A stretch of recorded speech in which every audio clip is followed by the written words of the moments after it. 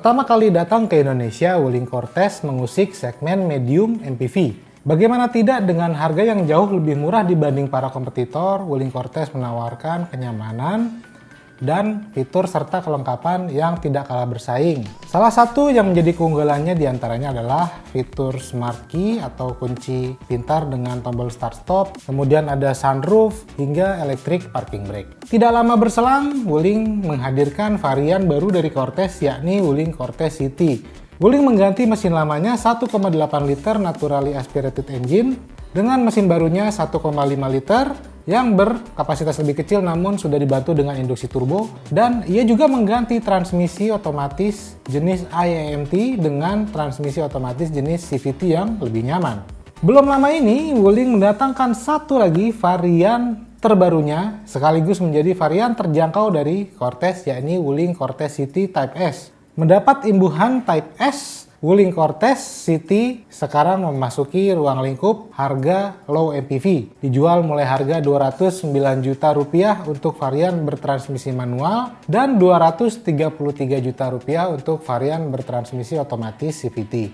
Di rentang harga tersebut, Wuling Cortez City Type S bahkan lebih murah dari sebagian low MPV. Ya, memang sebagai entry level Cortez, konsumen harus berkompromi dengan hilangnya sejumlah fitur dan kelengkapan yang menjadi senjata utama dari Wuling Cortez. Nah, makanya kali ini kami mengujinya secara langsung lebih lengkap untuk mencari nilai utama keunggulan dari Wuling Cortez dibandingkan para kompetitor, baik dilihat dari segi harganya maupun dari segi segmentasinya.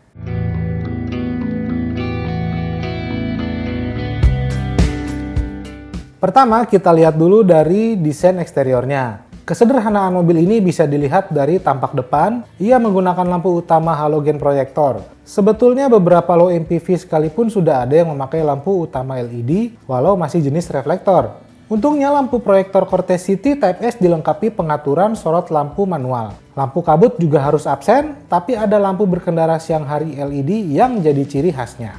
Dari samping, varian ini ditandai oleh velg berdesain satu warna yang sederhana, tapi roof rail di atap masih ada dan membuatnya tampil mempesona. Di belakang, turning signal lamp sudah LED, sementara lampu mundur, lampu seja, dan lampu rem masih pakai bohlam. Menariknya, spoiler di belakang cukup memberi kesan istimewa. Sebelum masuk ke dalam kabinnya, sekarang kita bahas dulu soal dimensinya. Sebagai medium MPV, jelas Wuling Cortez memiliki dimensi atau kelapangan kabin yang jauh lebih lapang dan lebih besar dibandingkan para kompetitornya di segmen low MPV yang seharga dengan Wuling Cortez. Itu makanya Cortez ditawarkan dalam dua pilihan konfigurasi kursi, yakni 8-seater dan 7-seater dengan kursi baris kedua model Captain Seat. Kursi model ini jelas punya keunggulan untuk digunakan bersama keluarga, lebih nyaman karena tersedia sandaran tangan untuk setiap kursi. Terus kita nggak perlu minta izin penumpang sebelah kalau ingin duduknya agak rebahan, pastinya juga lebih lega. Memang akses masuk ke kursi baris kedua belum menggunakan sliding door, tapi gang di tengah atau di antara kursi baris keduanya itu cukup lega untuk memberikan ruang akses yang mudah untuk masuk ke kursi baris ketiganya. Nah, kursi baris ketiganya ini pun menawarkan ruang yang cukup nyaman untuk orang dewasa sekalipun. Bahkan bisa dihuni 3 penumpang sekaligus lengkap dengan sandaran kepala di setiap kursi. Sayangnya tidak ada soket untuk merecharge smartphone di kursi baris ketiga Wuling Cortez City Type S. Tak kalah penting tersedia ventilasi AC hingga kursi baris ketiga. Nah, ngomongin AC, Cortez City Type S ini dibekali pengaturan AC konvensional knob putar. Uniknya, pengaturan AC untuk penumpang belakang bisa diakses secara mandiri lewat tombol dan indikator digital di belakang konsol tengah. Nah, sekarang kita bahas bagian dashboardnya. Tatanan atau desain dashboardnya sangat sederhana dan tidak banyak tombol yang berserakan. Desainnya simpel dan elegan. Memang Wuling sepertinya sengaja menyusun interior Wuling Cortez City agar tak hanya terasa nyaman dihuni, tapi juga nyaman dipandang. Di tengahnya berdiri sistem multimedia layar sentuh berukuran 8 inci yang cukup responsif. Gak lemot dan banyak fitur yang bisa dilayani, mulai dari koneksi USB, auxiliary, hingga Bluetooth teleponi. Head unit audionya ini memiliki speaker yang tersebar di dalam kabin dengan kualitas audio yang cukup baik.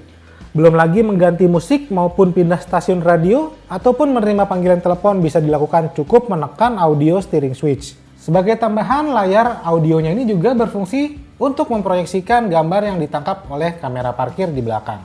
Jam analog yang bisa menyala ini juga mempermanis tampilan di dashboard. Di depan, tuas transmisi terdapat 2 soket smartphone dan 1 power socket. Di bawahnya tersedia ruang penyimpanan untuk menaruh uang receh ataupun kartu e-tol.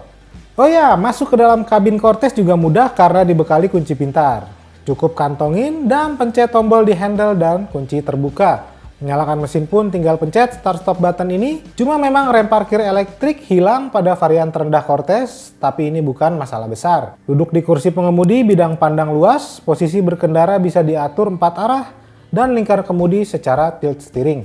Seluruh kursi sudah dibalut kulit sintetis, tak terkecuali kursi pengemudinya dong. Hanya setir belum dibalut kulit, tapi jujur aja kemudinya ini enak digenggam dan bagian bawahnya model flat, alias flat bottom. Biar nggak penasaran rasa berkendaranya, yuk langsung aja kita tes.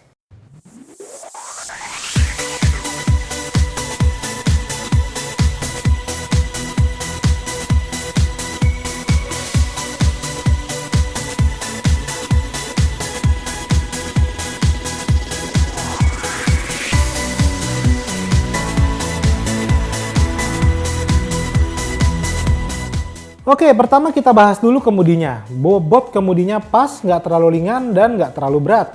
Karena begini, kalau Anda terbiasa atau sudah biasa membawa low MPV, maka Anda akan langsung bisa merasakan bahwa dimensi mobil ini jauh lebih besar. Pergerakan kemudinya pun disesuaikan, respons kemudinya tak terlalu instan, supaya arah laju kendaraan tak perlu dikoreksi berlebihan saat menikung. Menariknya saat digeber kencang, kemudinya tetap stabil.